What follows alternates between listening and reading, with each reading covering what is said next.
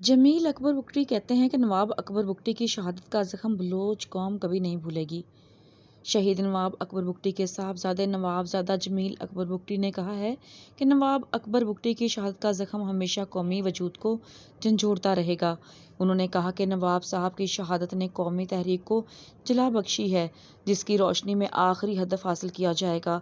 26 अगस्त 2006 के दिन जब नवाब अकबर बुगटी को शहीद करके हमसे जुदा किया गया, हम इनको कभी भूलेंगे और ना ही कभी कातलों को माफ़ करेंगे।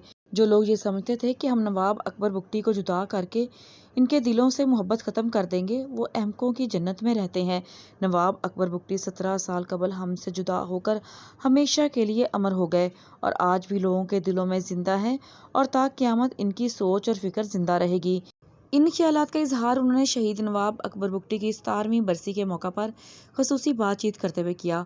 नवाबजादा जमील अकबर बुगटी का कहना था कि शहीद नवाब अकबर बुगटी ने अपनी ज़िंदगी में बलूचिस्तान के हकूक़ के असूल और अवाम के मसाइल के हल के लिए हर फोरम पर अपना किरदार अदा करते हुए आवाज़ हुकाम तक पहुँचाई। वो कभी भी किसी के सामने नहीं झुके थे। उन्होंने हमेशा असूलों पर मबनी सोच और हक पर अमल पैरा होकर अपना ठोस मौक़िफ़ पहुँचाया। नवाब अकबर बुगटी ने कभी भी असूलों से हटकर ना सियासत की और ना ही कभी कबायली फैसले किए। इनके फैसलों की आज भी लोग मिसालें देते हैं। उन्होंने अपनी ज़िंदगी में हमेशा मजलूम और कमज़ोर तबके का साथ दिया और इनकी आवाज़ बनने और इन्हें इंसाफ की फराहमी के लिए अपना कलीदी किरदार अदा करते रहे। यही वजह है कि वो कभी भी किसी डिक्टेटर और आमर के सामने अपने हक और सच पर मबनी असूलों पर समझौता नहीं किया। इसलिए हक और सच के मैदान में इनका कोई सानी नहीं था।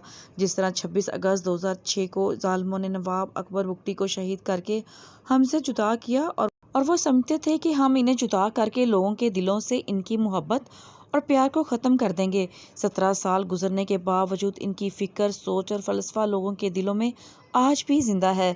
हम शहीद नवाब अकबर बुगटी को कभी भी ना भूलेंगे और ना ही कभी कातलों को माफ़ करेंगे।